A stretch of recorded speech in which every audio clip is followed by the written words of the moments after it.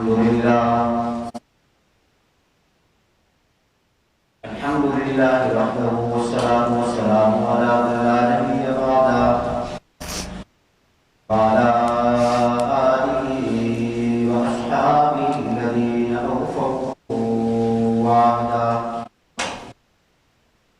أما بعد فأعوذ بالله من الشيطان الرجيم. بسم الله الرحمن الرحيم.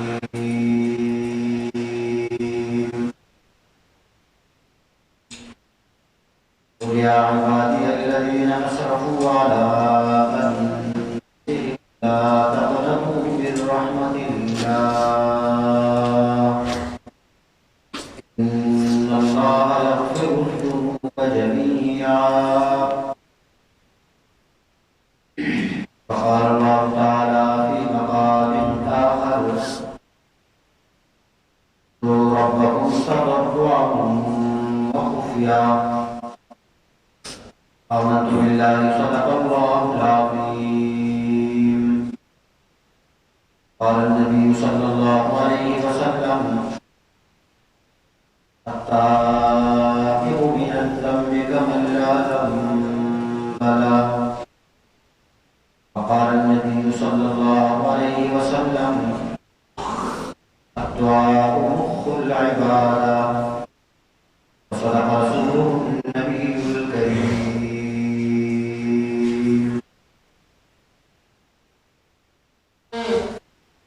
قرآن کریم کی دو آیات کریمہ میں آپ صلی اللہ علیہ وسلم کے احادیث مبارکہ میں سے دو احادیث آپ کے سامنے آئی. اس میں اللہ تبارک و تعالیٰ نے ایک ہی مضمون ارشاد فرمایا ہے.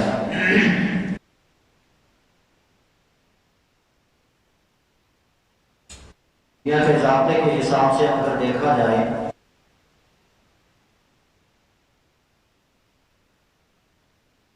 جب بھی کوئی آدمی کسی چیز کو خریدتا ہے کچھ عرصے کے بعد اس چیز کی قیمت بھی کم ہو جاتی ہے،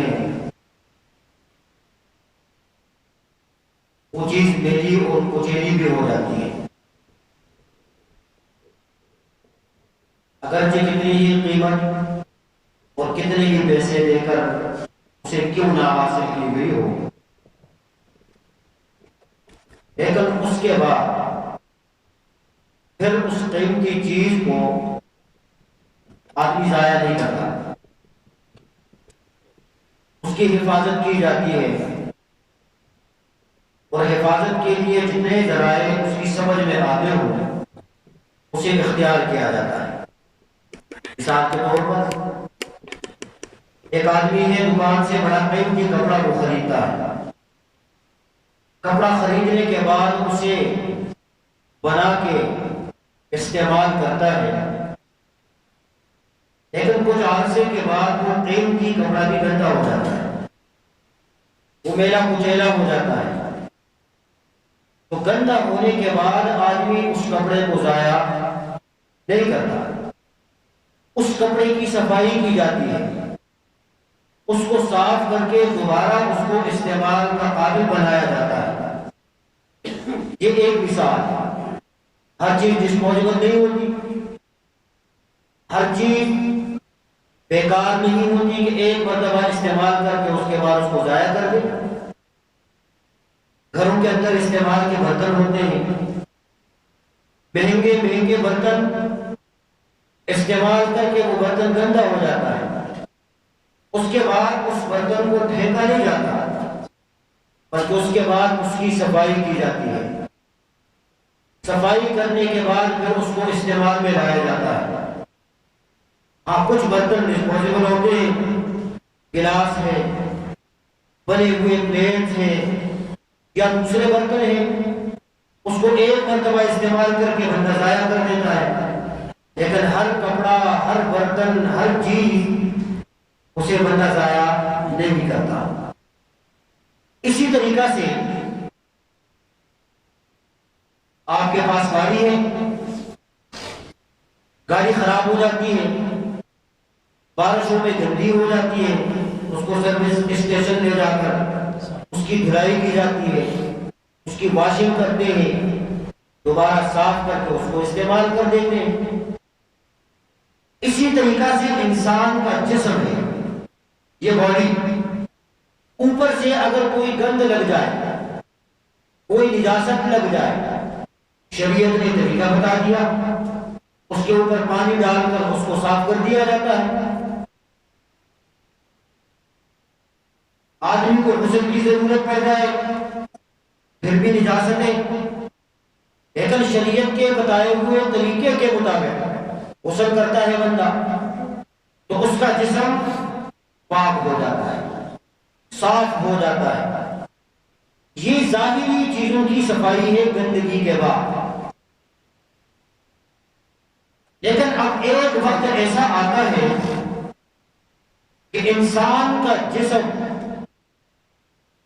ظاہری شکل صورت سے ہٹ کر اندرونی اعتبار سے گندا ہو جائے، نجاست لگ جائے۔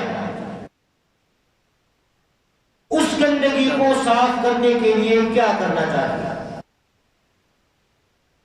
اس نجاست کو دور کرنے کے لیے کون سے طریقے اختیار کرنے چاہیے؟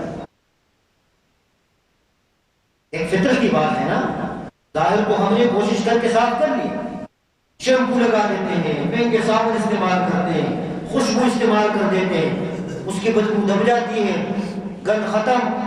لیکن اگر اندر سے انسان کا جسم گندا ہوا، میلا کچیلا ہوا، اب اس کو صاف کرنے کے لیے کیا طریقہ کار اختیار کرنا چاہیے؟ سوال ہے نہیں، اور اس کو صاف کرنا چاہیے، اس کی ضرورت ہے۔ قرآن کریم کی ان آیات کے اندر اللہ پاک نے اس کا طریقہ کار بتا دیا ہے۔ نمبر 1۔ نمبر 2 یہ ہے کہ آج کل کی سوسائٹی میں، ہمارے اس معاشرے میں، اس مصروف ترین دور میں ہر ایک آدمی چاہتا ہے کہ کوئی شارٹ کٹ راستہ مل جائے، ایمرجنسی ہے، شارٹ کٹ اختیار کر کے لمبی چوڑی چیزوں سے جان چھوٹ جائے اور مختصر کر کے بندہ اپنی منزل تک پہنچ جائے۔ چاہتے نہیں چاہتے شارٹ، ہر بندہ چاہتا۔ اب اللہ رب العزت کی ذات اس تک پہنچنے کے لیے کیا ہم لمبی چوڑی چیزیں اختیار کریں؟ اس کے لیے ہم تمہیدات مانتے رہے، اس کے کسی سیکٹری سے ملے، اس کے کسی بندے سے ملے تاکہ وہ ہماری سفارش کر کے ہمیں اللہ تک پہنچا دے؟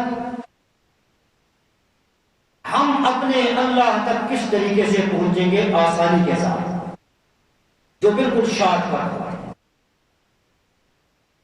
آج کی اس نشست میں یہ 2 باتیں عرض کی جا رہی ہیں کہ ہم اپنے اندرون کی صفائی کر کے کامیابی حاصل کریں اور اپنے اللہ تک آسانی کے ساتھ ہم پہنچ جائیں۔ اس کے لیے ہمیں کیا طریقہ کار اختیار کرنا چاہیے؟ میرے عزیزوں، پہلی بات تو یہ ہے کہ جو قرآن کریم کی اس آیت نے حل کر دی، انسان کتنا ہی گناہگار کیوں نہ ہو، وہ کتنا ہی خطا کار کیوں نہ ہو، اور انسان سے خطا ہوتی ہے، انسان نام ہی اسی چیز کا ہے، الانسان مرکب من الخطأ والنسیان، انسان اسی سے مرکب ہے، فرشتہ تو نہیں ہے نا، کیونکہ انسان و فرشتے میں فرق ہے، فرشتوں سے گناہ نہیں ہوتا، اسے اللہ پاک نے پاک اور صاف پیدا کیا ہے، اللہ کی نافرمانی نہیں کرتے فرشتے، لا یعصون اللہ ما امرهم، لیکن جہاں تک انسان ہے وہاں گناہ ہے، اس میں اللہ نے ایک طرف خیر کا مادہ رکھا ہے، دوسری طرف شر کا مادہ رکھا ہے۔ یہ حضرات انبیاء کرام سے ہٹ کر پائیدار ہے، کیونکہ نبی کا مادہ کسی گناہ کی طرف متوجہ نہیں ہوتا، نبی سے گناہ نہیں ہوتا، عام انسانوں سے گناہ ہو جاتے ہیں۔ گناہ کرنے کے بعد اس کو صاف کرنے کا طریقہ کار کیا ہے؟ میں نے مثال عرض کر دی، کپڑا گندا ہوا، میرا کچیلا ہوا، برتن گندے ہوئے، میرے کچیلے ہوئے، لیکن ہے قیمتی تو ہم اس کو ضائع نہیں کرتے، اس کو قابل استعمال بنانے کے لیے صفائی کے مختلف طریقوں کو اختیار کیا جاتا ہے۔ اب انسان کوئی اتنا بے قیمت نہیں ہے، کم قیمت والا نہیں ہے، انسان کی قیمت اس پوری کائنات سے زیادہ ہے۔ پوری کائنات کو ایک طرف رکھ دیا جائے، لقد خلقنا الانسان فی احسن تقویم، انسان کی قیمت زیادہ ہے۔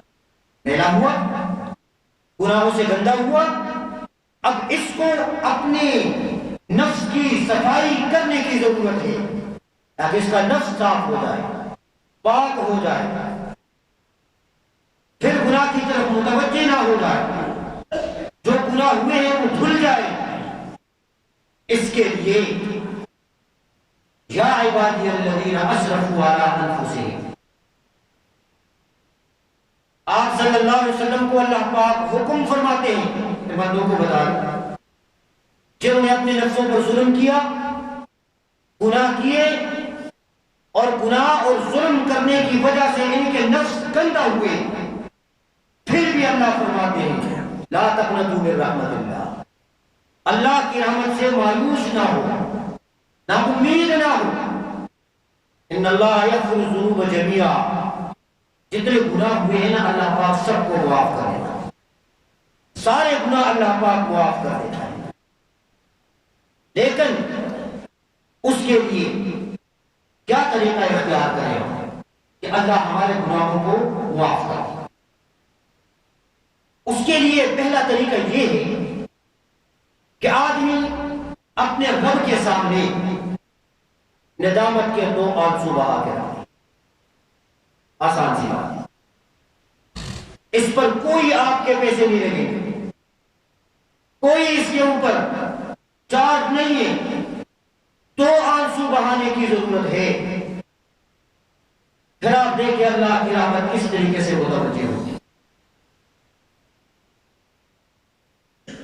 اور حدیث پاک میں آتا ہے قطرتان، دو قطرے ایسے ہیں کہ جس پر جہنم کی آگ حرام ہے، میں سے ایک قطرہ یہ ہے کہ آدمی ندامت کا آنسو بہا کے رکھے اللہ کے سامنے، رو کر گڑ گڑا کر ساری زندگی گناہوں میں گزری ہے، ساری کتاب اللہ کے سامنے کھلی ہوئی ہے، اس آدمی کو بھی پتا ہے اپنے گناہوں کا، لیکن یہ گناہ کسی عام دنیا کے دفتر سے معاف نہیں ہوں گے،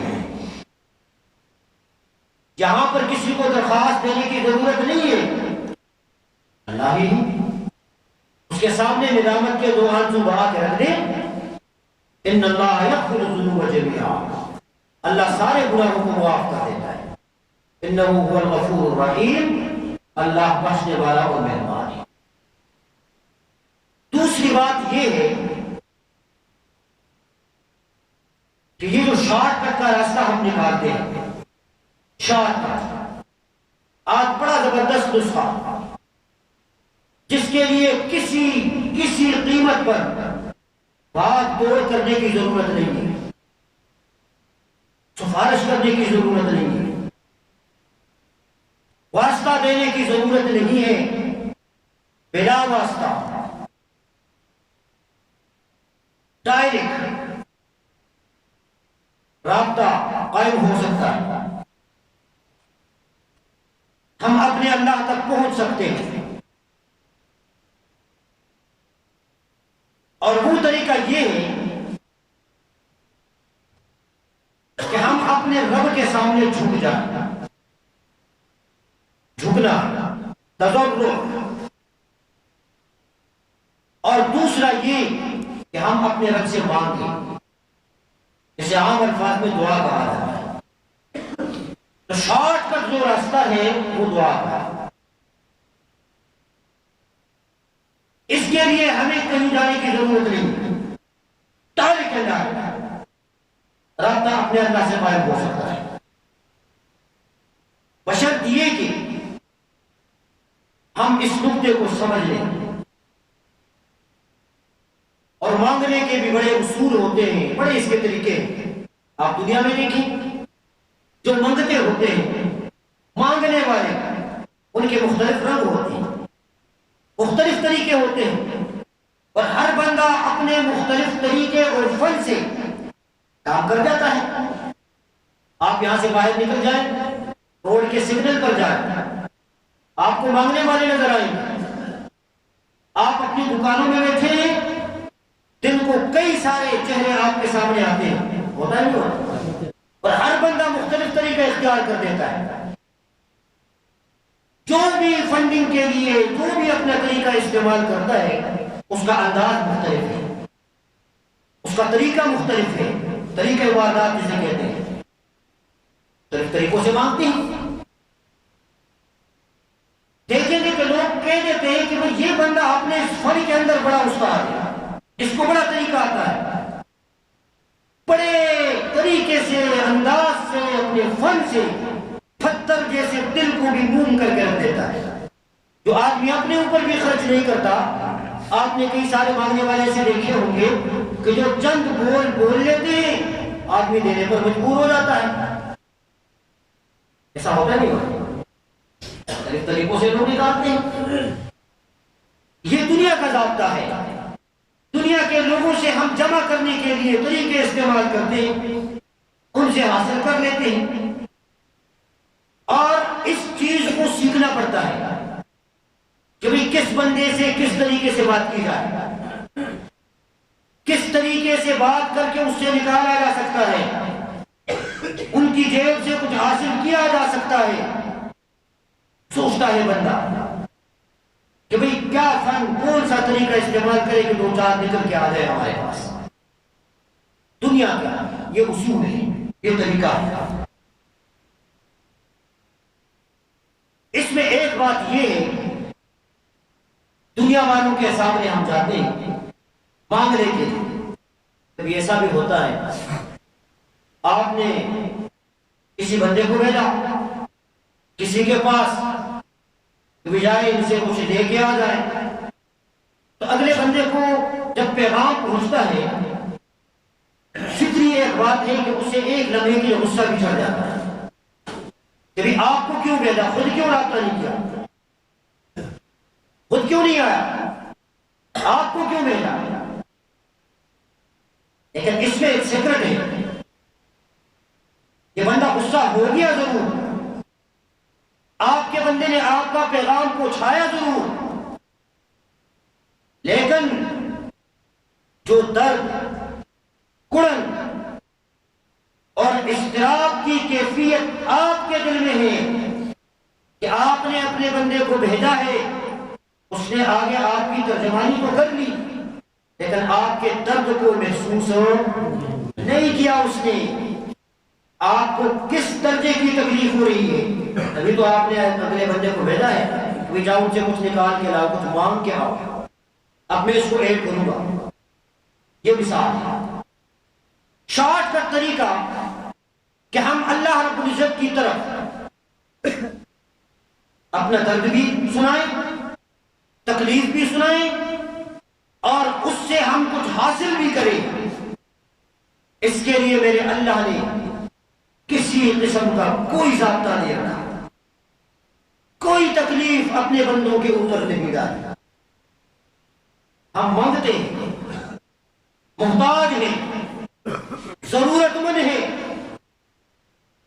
وہ کیا کہتے ہیں کہ کیا غلام اور کیا غلام کا نخرہ، غلام کیا نخرہ کرا، اس کے پاس تو ہے ہی نہیں کچھ، ہم تو اپنا کسی چیز کے مالک ہی نہیں، نخری کس چیز کے لیے ہم کریں، کرسی کے اوپر، بینک بیلنس کے اوپر، گاڑی کے اوپر، دکان مکان کے اوپر، کس چیز پر ہم ناز کریں، ہمارا اپنا کچھ نہیں ہے۔ ایون یہ کہ ہمیں اپنے نفس کے اوپر بھی قدرت نہیں ہے، نفس کے اوپر بھی۔ قرآن کریم میں اللہ تبارک و تعالی نے فرمایا یا ایھا الناس، یا ایھا الذین آمنوا نہیں کہا، یا ایھا الناس کا، ساری انسانیت کو خطاب، اے لوگ، تمام لوگ، انتم الفقراء الی اللہ، تم سب اللہ کی طرف فقیر اور محتاج. واللہ الغنی وانتم الفقراء. غنی کون ہے؟ بولو نا دور سے. اللہ کی ذات. ہم سب محتاج ہیں. یہاں اس چیز سے بحث نہیں ہوگی کہ کوئی آدمی بادشاہ ہے تو یہ محتاج نہیں ہے. بادشاہ بھی محتاج ہے, وزیر بھی محتاج ہے. جو جس درجے کی منصب کے اوپر فائد ہے سب محتاج ہے اللہ کا. اور یہاں اپنے منصب کے اوپر غرور اور تکبر نہ کرے بندہ, ناز نہ کرے بندہ, اکڑ نہ دکھائے. اکڑ دکھاتا ہے نا اس درجے کی اللہ پاک اسے مصیبت کے اندر گرفتار کر دیتا ہے. اس کی پھر جان نہیں چھوٹتی, وہ ناک کے بل پر رگڑ کے مانگتا رہتا ہے. ان الذين يستكبرون عن عبادتي سيدخلون جهنم داخلين. جو تکبر کرتے ہیں اللہ اسے جہنم میں داخل کرے گا, اسے اللہ پاک پر جہنم میں ڈال دیتا ہے. تو ہم سب محتاج ہیں, سب فقیر ہیں. ہم نے اپنے رب سے حاصل کرنا ہے, لیکن رب نے اس کے لیے کوئی ضابطہ متعین نہیں کیا کہ امیر ہے تو اسے دوں گا, غریب ہے تو اسے نہیں دوں گا, کالا ہے تو اسے نہیں ملے گا, گورا ہے تو اس سے سب ملے گا. یہ دنیا کے ہمارے ضابطے ہیں, یہ رب کے ضابطے نہیں ہیں. میرا رب ان چیزوں کا محتاج نہیں ہے.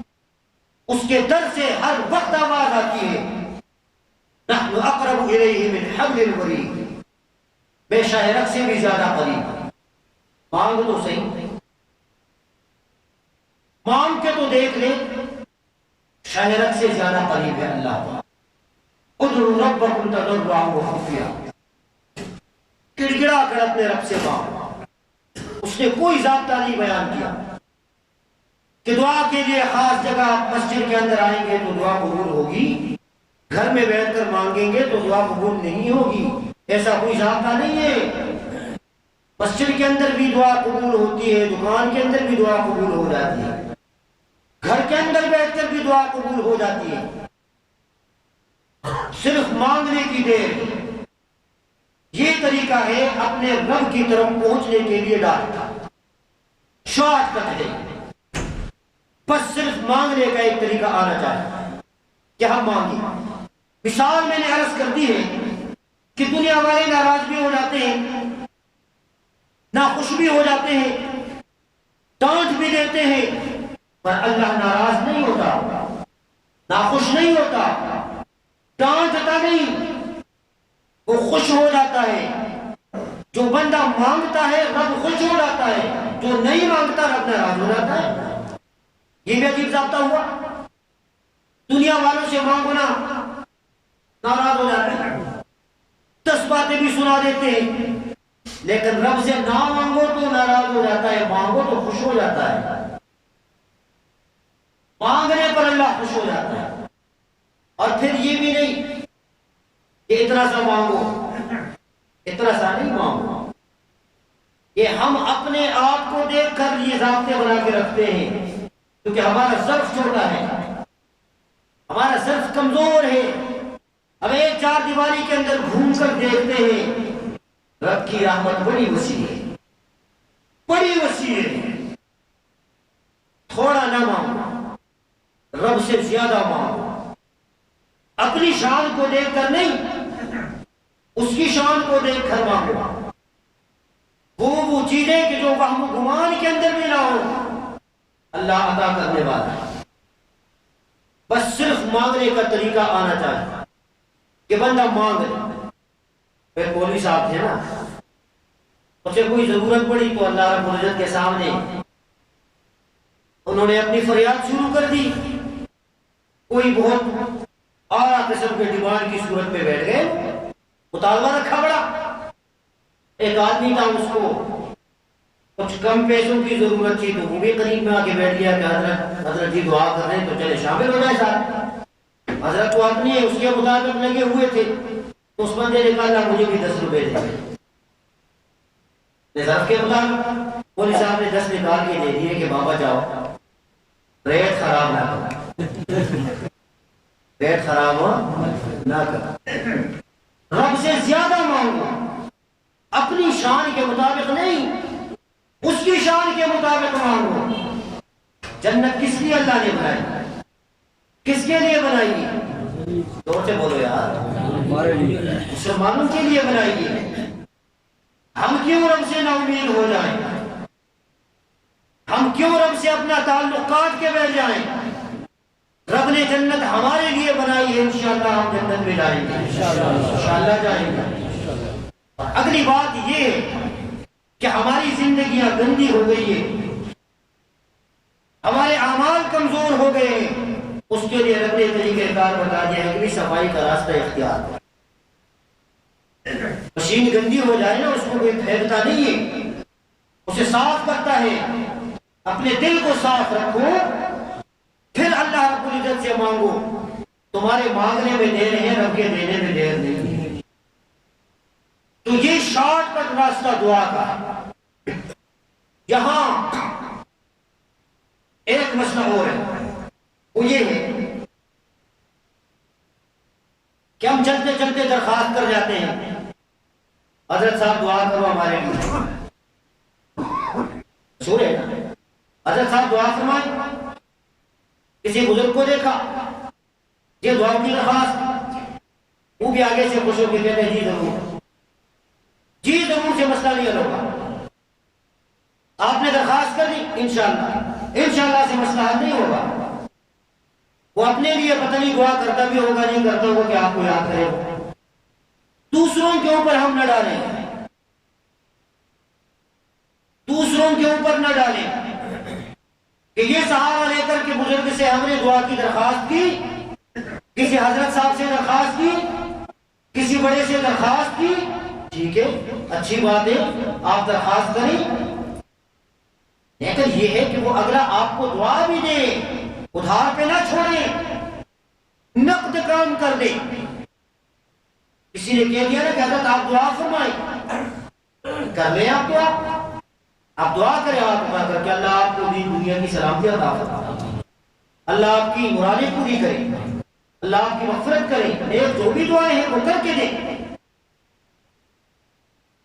ہم صرف کہہ دیتے ہیں کہ حضرت صاحب دعا فرمائیں، ٹھیک ہے جی بالکل جی انشاءاللہ، ادھار پہ نہ چھوڑیں۔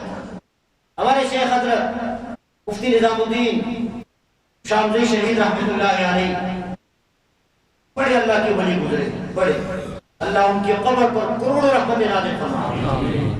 حضرت کو ہم نے بڑے قریب سے دیکھا، جو بھی کوئی آتا تھا نا کہ حضرت دعا فرمائے، ہاتھ اٹھا کر کھڑے ہو کر وہی کھڑے کھڑے دعا کر دیا، کھڑے کھڑے دعا کر دی انہوں نے۔ یہ طریقہ ہوتا ہے، جو بھی دعا کی درخواست کرے بس ہم اس میں بخل نہ کریں، ان کو دعائیہ کلمات سے نوا دیں، دعا دے دیں۔ اور سب سے زیادہ دعا جو قبول ہوتی ہے نا وہ غائب کے لیے ہوتی ہے۔ حدیث پاک میں آتا ہے ایک بندہ آپ کے سامنے نہیں ہے، آپ کی دعا کا انہیں علم بھی نہ ہو، آپ اپنے لیے مانگ رہے ہیں، آپ نے ہاتھ اٹھا کر دعا کی اللہ فلاں کو بھی فلاں کا بھی یہ کام کر دے، فلاں کے ساتھ بھی یہ والا معاملہ آسان کر دے، کسی کے اوپر قرض ہے تو اللہ ان کو قرض سے نجات دلا دے، بیماری ہے تو شفا دے دے، مردہ ہے فوت ہوا ہے تو بخشش کر دے۔ یہ جو غیب کی صورت میں، غائب ہونے کی صورت میں جو الفاظ ادا کرتا ہے بندہ، حدیث پاک میں آتا ہے کہ یہ جو فرشتے ہوتے ہیں نا یہ آپ کے ان الفاظ پر آمین کہتے ہیں۔ مثال کے طور پہ ایک آدمی ہے وہ غائب ہے، موجود نہیں ہے، آپ کو پتا ہے کہ وہ کسی مصیبت کے اندر گرفتار ہے، آپ نے اپنے لیے دعا کی اور ساتھ میں ان کے لیے بھی دعا کی کہ اللہ میرے اسلام مسلمان بھائی کو اس تکلیف سے نجات عطا فرما دے۔ آپ نے یہ الفاظ ادا کر دیے، فرشتے نے فوراً آمین کہہ دینے، آمین ولکا، آمین ولکا۔ نہیں، آپ کے ان الفاظ کی قبولیت کے لیے فرشتے نے آمین بھی کہہ دیا اور ولکا کہہ کر آپ کو بھی دعا کر دی کہ اللہ آپ کی مصیبت کو بھی دور کر دے۔ مجھے بتاؤ ذرا، فرشتوں کی دعا جو ہوتی ہے اس کے قبول ہونے میں کوئی شک ہوتا ہے؟ نہیں ہوتا۔ ہماری گندی زبانیں ہیں نا، ہمیں یقین نہیں ہوتا کہ ہمارا کوئی لفظ قبول ہو بھی جائے، لیکن آپ صلی اللہ علیہ وسلم نے حدیث پاک میں جو ارشاد فرمایا ہے، ایک تو پاک پیغمبر کی زبان سے نکلے ہوئے الفاظ میں کوئی شک نہیں، ایک تو یہ، دوسرا فرشتے نے آمین کہتے ہیں اس کی قبولیت میں بھی کوئی شک نہیں۔ تو آج سے ہم یہ عہد کر لیں کہ ہم اپنے لیے بھی دعا کریں گے اور اپنی دعاؤں میں اپنے غائب بھائیوں کے لیے بھی دعا کریں گے، تاکہ ان کو بھی اللہ پاک آسانیاں کر دے، تو فرشتوں کی دعائیں ہمارے حق کے اندر قبول ہو جائیں، کریں گے انشاءاللہ۔ تو آج کے اس بیان کا خلاصہ یہ ہوا کہ ہم نے شارٹ کٹ طریقے سے اپنے اللہ تک پہنچنا ہے، اور بڑا آسان طریقہ ہے کہ ندامت کے آنسو بہا کر اپنے آپ کو حقیر سمجھ کر اپنے رب سے مانگے، اور دوسرا یہ ہے کہ ہم اللہ رب العزت کے حضور دعا کر کے اللہ پاک سے مانگے، اور یقین کے ساتھ مانگے، شک اور تردد کی صورت میں نہ ہو، یہ نہیں کہ مانگتے ہیں پتہ نہیں قبول ہوگی بھی دعا یا نہیں۔ حدیث پاک میں آتا ہے جب بھی مومن بندہ دعا کرتا ہے تو 3 درجے ہوتے ہیں، ایک تو یہ کہ جو مانگا فوری اللہ پاک عطا فرما دیتا ہے، دوسرا درجہ یہ کہ اگر فوری وہ دعا قبول نہ ہوئی تو جو مصیبت اس بندے کے اوپر آنے والی ہے وہ مصیبت ٹل جاتی ہے، تیسرا درجہ یہ ہے کہ دنیا کے اندر کچھ نہ ملا تو آخرت کے اندر اللہ پاک عطا فرما دیتا ہے، اور پھر جب بندے کا نام اعمال سامنے ہوگا اور اللہ کی طرف سے اسے نیکیاں ملیں گی، ایک وقت وہ بھی آئے گا کہ ایسی نیکیاں بھی ان کی طرف آئیں گی کہ حیران ہوگا کہ اللہ یہ کام تو ہوا نہیں ہے مجھ سے، یعنی پھر یہ نیکیاں کہاں سے آ گئی؟ اس کو جواب دیا جائے گا یہ وہ دعائیں ہیں کہ جو دنیا کے اندر مانگی ہے، دنیا میں میں نے قبول نہیں کی، لیکن آج اس کا بدلہ میری طرف سے آپ کو مل رہا ہے۔ سبحان اللہ۔ اس میں آتا ہے بندہ کہتا ہے افسوس کرتا ہوگا کہ کاش میں صرف دعائیں ہی مانگتا اور کچھ نہ کرتا۔ تو یہ دعا اسی طریقہ سے اس کے کچھ آداب علماء نے لکھا ہے کہ ایک تو یہ ہے کہ مکمل یقین کے ساتھ اپنے رب کی طرف درخواست کر کے بندہ اس سے مانگے، شک اور تردد میں نہ ہو۔ دوسری بات یہ ہے کہ غافل ہونے کی صورت میں دعا نہ ہو، غفلت میں نہ ہو، جاگ کر بندہ بیٹھا ہے۔ ہم ایک بادشاہ کے سامنے بیٹھتے ہیں، ایک وزیر کے سامنے بیٹھتے ہیں، دنیا کے کسی منصب والے آدمی کے سامنے ہم بیٹھتے ہیں تو کتنا ہمیں ادب کا خیال ہوتا ہے، وہاں ہم غفلت اختیار کر سکتے ہیں؟ بولو یار، وہاں ہمارے حس مکمل طور پہ ایکٹیو ہوتے ہیں کہ کہیں کوئی خلاف ورزی نہ ہو۔ ہم جب اللہ کے دربار میں اس کے سامنے بیٹھے ان سے مانگنے کے لیے مکمل عاجزی کے ساتھ، مکمل آداب کے ساتھ کہ اس وقت میں اور میرا اللہ ہم سامنے، کوئی مجھ سے غفلت نہ ہو جائے، اپنے سارے اعضاء کو اس کی طرف متوجہ کر دیں، غفلت نہ ہو، ایسا نہ ہو کہ دعا یہاں مانگی جا رہی ہے جسمنا ہاہنا وروحنا فی الہوا، جسم یہاں پر اور روح ہماری ہوا کے اندر گردش کرتی رہے، دکان کا حساب کتاب چلتا ہے اللہ مجھے دے دے، مکان کا حساب کتاب چل رہا ہے اللہ مجھے دے، دعا کرتے وقت وہاں حساب کتاب اس کو چھوڑ دیں، باقی ساری چیزیں چھوڑ دیں۔ اس وقت آپ اللہ سے لینا چاہتے ہیں تو اللہ آپ کو دینا چاہتے ہیں، آپ غفلت اختیار نہ کریں۔ حدیث پاک میں آتا ہے ان اللہ لا يقبل اللہ دعاء عن قلب لا، کہ غافل دل کی دعا اللہ پاک قبول نہیں کرتے، تو دعا کرتے وقت غفلت سے اپنے آپ کو بچا کے رکھیں، مکمل یقین کے ساتھ، اعتماد کے ساتھ جاگ کر اللہ رب العزت سے ہم سب کو مانگنا چاہیے۔ اسی طریقہ سے گناہوں سے اپنے آپ کو بچانے کی بھی دعا اللہ پاک سے کرنی چاہیے کہ اللہ اتنے گناہ ہوئے معاف فرما دے، نہیں کروں گا، آئندہ بھی نہیں کروں گا، عزم مصمم کر لے کہ اس فلاں فلاں گناہ سے اللہ جان چھوڑ دے، کہ میری جان چھوٹ جائے، گناہ کی کوئی عادت مجھ سے ختم ہو جائے۔ یہ ساری چیزیں تو اس طرح اہتمام کے ساتھ جب ہم اپنے اللہ سے مانگیں گے تو انشاءاللہ اللہ رب العزت دعا میں قبول فرمائیں گے، اور شارٹ کٹ طریقے سے ہم اپنے اللہ کو پا بھی لیں گے اور اللہ کی طرف ہم پہنچ بھی جائیں گے۔ دعا فرمائیں کہ اللہ ہم سب کو اس پر عمل کرنے کی توفیق عطا فرمائے۔